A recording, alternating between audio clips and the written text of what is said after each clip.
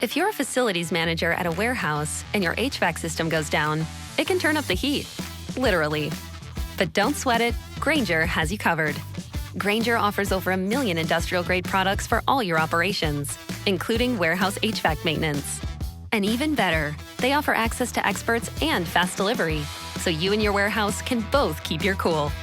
Call 1-800-GRAINGER, click Grainger.com, or just stop by. Grainger, for the ones who get it done.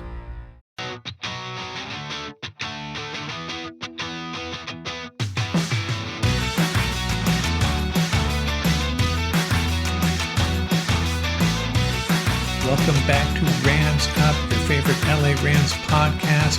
We are part of the Fans First Sports Network. You can follow us on our YouTube channel as well at LA Rams Up.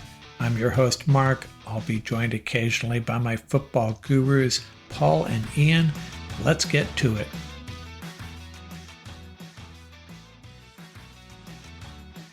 Welcome back, Ram fans. Episode 572 of Rams Up. We have some final notes on the Rams-Seahawks game. Got a little loop around the league for you as well, and some other good stuff. Before we get started, episode 572. Now, 100 episodes ago, I talked about a player who wore number 72. That wasn't the only number he wore, but Chris Long did wear number 72.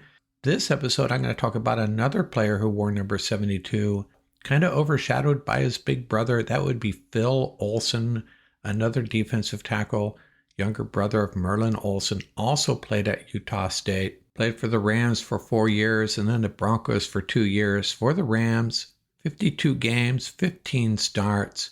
Didn't really distinguish himself, but he was a decent player. Interesting fact about Phil Olsen. He was originally drafted by the Boston Patriots in the 1970 NFL Draft, hurt his knee in an All-Star game, took him out for the entire 1970 season. Now, the Patriots retained his rights but failed to pick up his option, and this is part of that Rozelle rule. I'm not going to try to explain it. Google the Rozelle rule. Certainly don't want to bore you with the details of that. But in essence, the Patriots received compensation from the Rams when the Rams signed him. And what did they get? They got a 1972 first-round selection, the 17th overall pick, which was traded to the New York Giants, which they used to draft Fred Dryer, who eventually came over to the Rams. And he was one of the potential answers to a recent trivia question we had on the YouTube channel, who is the all-time leader in safeties for the Rams.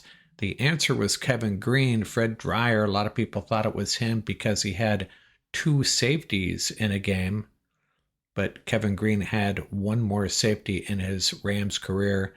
Well, I started talking about Phil Olsen, went down a little rabbit hole with Fred Dryer, but Phil Olsen, our number 72 for the Los Angeles Rams.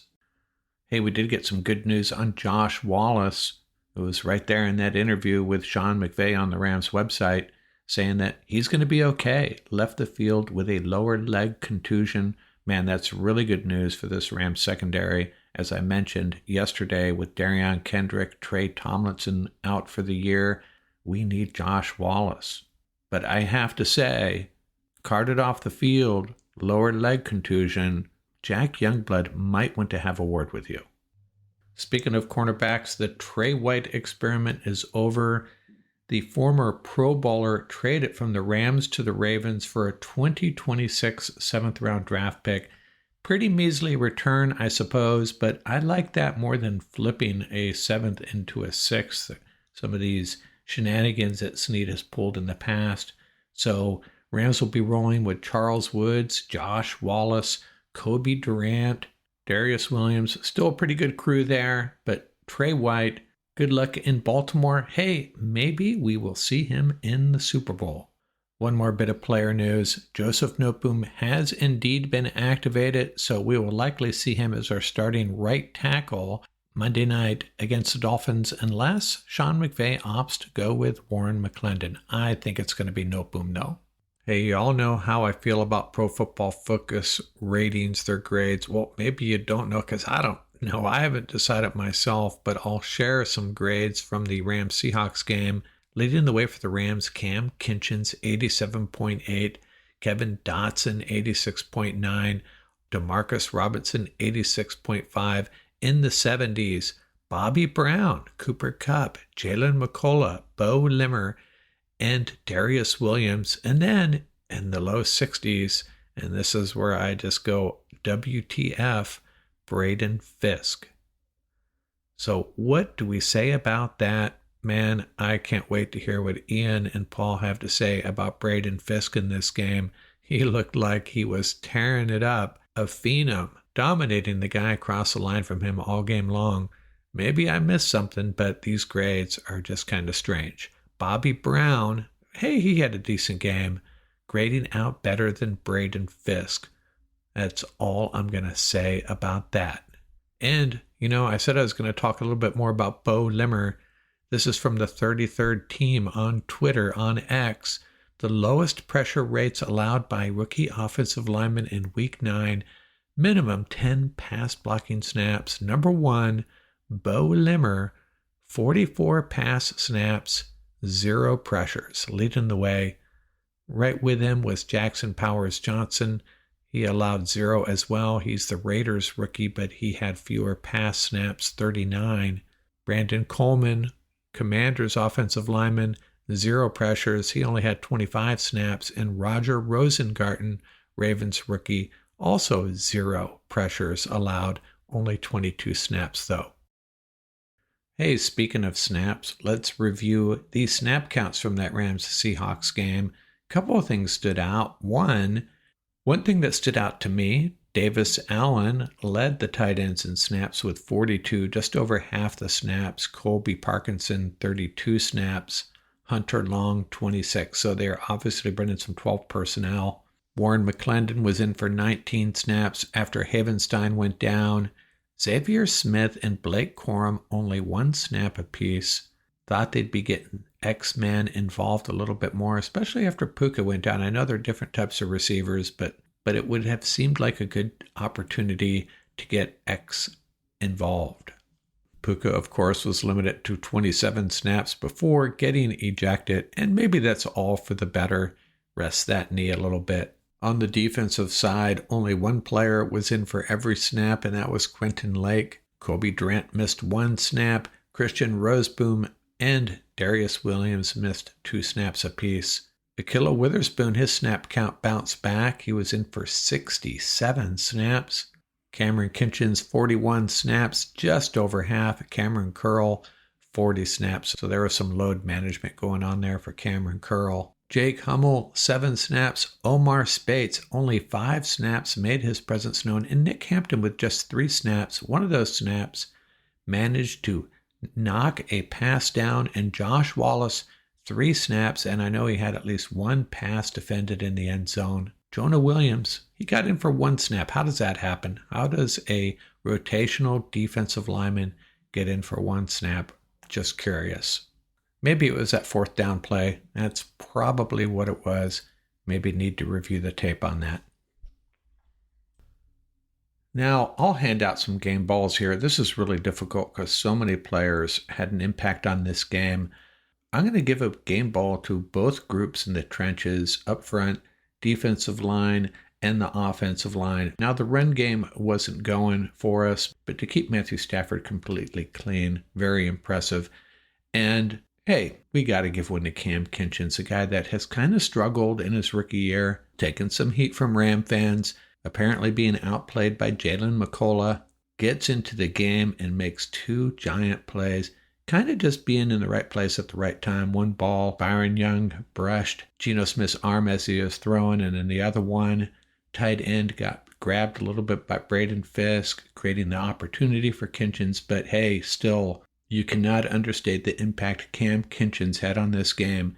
Right place at the right time? Yeah, still, I'm giving him a game ball.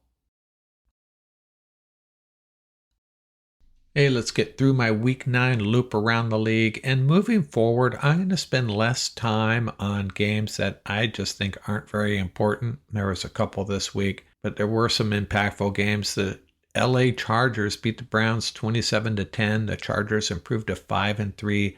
They are certainly establishing an identity, that is for sure. Played 8 games now, given up 101 points. That's it.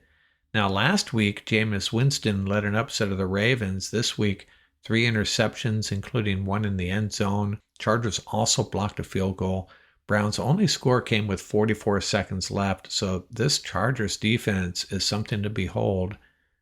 Watch out for the Chargers. If defense wins championships, Chargers may be onto something, but their offense still a big question mark in my mind. And how about those Cowboys? They lose to the Falcons 27-21, and it really wasn't that close. They dropped to 3-5, and they're doing some lip reading. Dak Prescott, we suck, I think is what he said.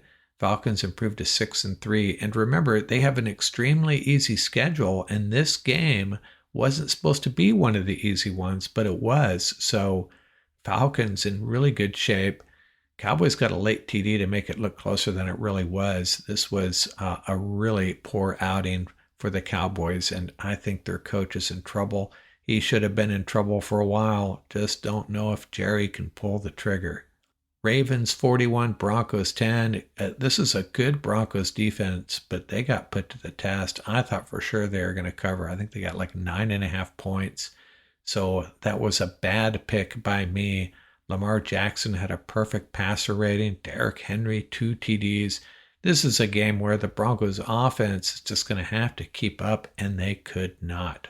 The Bengals 38, the Raiders 17. Joe Burrow threw 6 TDs, 1 for the other team, 5 for his team. Gardner Minshew and Desmond Ridder combined for just 163 yards passing for the Raiders. Are the 4-5 Bengals about to make their annual playoff push? That's what I predicted, and I might be right on this one. The Bills 30, the Dolphins 27, a 61-yard field goal, the winner with 10 seconds left. These teams combined for 7 consecutive scores, 4 lead changes in the second half. This was one of the Dolphins' better outings, but they ran up against a really good team. Now they're 2-6. They could still make a push here because this is a decent team and their schedule is not that overwhelming. They have the Rams on Monday Night Football. It gets a little bit easier after that. This is going to be a tough game for the Rams. And remember, the Dolphins are 12-2 historically against our Rams. So definitely a trend to be aware of. And in that game, interestingly, the Bills' game-winning drive, they were helped along by a helmet-to-helmet hit. Safety Jordan Poyer hitting rookie wide receiver Keon Coleman. And no, they did not pick up the flag in that one. Man, this crew at the Rams game, something else. The Vikings took care of the Colts 21-13. That was a Sunday night game.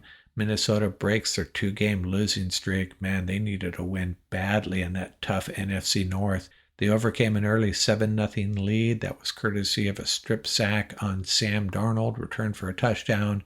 Justin Jefferson, just another day at the office, 7 catches for 137 yards. And maybe, just maybe, Joe Flacco is not the answer in Indianapolis after all. They got a quarterback situation there. Colts are a decent team, but man, Anthony Richardson, Joe Flacco, I don't know, not feeling it. The Eagles take care of the Jags 28-23. This was a little more difficult than it should have been for the Eagles. They led 22-0. Jags closed to 22-16 late in the third quarter. Saquon Barkley, is he having a year or what? 159 yards rushing, another 40 yards receiving. The Commanders beat the Giants 27-22. At one point in this game, Daniel Jones was 4 for 6 for 0 yards, 1 TD, and had a 109.7 rating. Kind of reminiscent of the Jerome Bettis days where he would have 5 carries for 1 yard and 3 TDs or something like that. Pretty crazy. Commanders are 7-2. Who would have predicted that? Jaden Daniels threw just 22 times, 209 yards and 2 TDs. It was, however, a 1-score game in the fourth quarter, so Giants kept it close, so credit to them. They did not quit against a team that is clearly significantly better than they are. And talk about being significantly better than your opponent. The Lions 28, the Packers 14. This is the second time the Packers have got manhandled at home by a divisional rival. Wasn't even that close. Cardinals 29, Bears 9. Bears coming off that horrifying loss, the Hail Mary that beat them in Washington. Trying to bounce back from that, it wasn't happening. Arizona has won 3 straight now. They take care of the Bears. Game really turned at the end of the first half. Emari Demercado sprinting for a 53-yard TD with 4 seconds left expanded their lead to 21-9. Bears are in a bad spot now, last place in the NFC North. And the Monday Night Football game goes into overtime. Got to give the Bucs credit. They were in desperation mode, and they had the Chiefs on the ropes. Should have went for 2 at the end there. Scored a late touchdown there. Kicked the extra point to send it to overtime, and Mahomes gets the ball first and drives the field. And there should have been a penalty on that 2nd and 5 play, I think it was. Right tackle moved. They didn't call it. And sure enough, Chiefs go in for the score. Hey, at least the Rams and Seahawks know how to put on an overtime. This one, not too exciting. And that Thursday night game, Jets 21, Texas 17. After what we went through Sunday afternoon, that game seems like it was a month ago. And in the games that don't matter, Titans 20, Patriots 17. This Drake May might just be okay. Panthers 23, Saints 22. Bryce Young for the win. And this basically got Saints coach Dennis Allen fired. Now, I'll be coming back with my power rankings in a day or two, but I will say I am not adding any new teams to my they're done, they're finished category. Still stuck at 8 teams. That's the Titans, Jags, Giants, Panthers, Patriots, Raiders, Saints, and Browns. Rams actually have 2 of those teams left on their schedule, the Patriots and Saints. And I was tempted to add a couple teams on the brink, the Miami Dolphins and the New York Jets. I still think they're good enough to go on a run. Dolphins' schedule is not that formidable. They could squeak in as a wild card, but man, if the Rams take care of them, they will be done. And the Jets pretty much on the brink as well.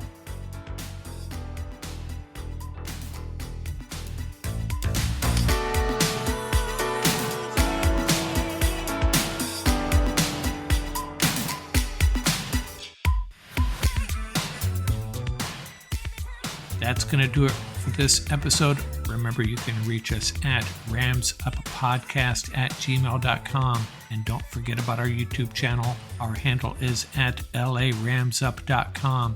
Till next time, keep the horns up, stay safe, and have fun out there.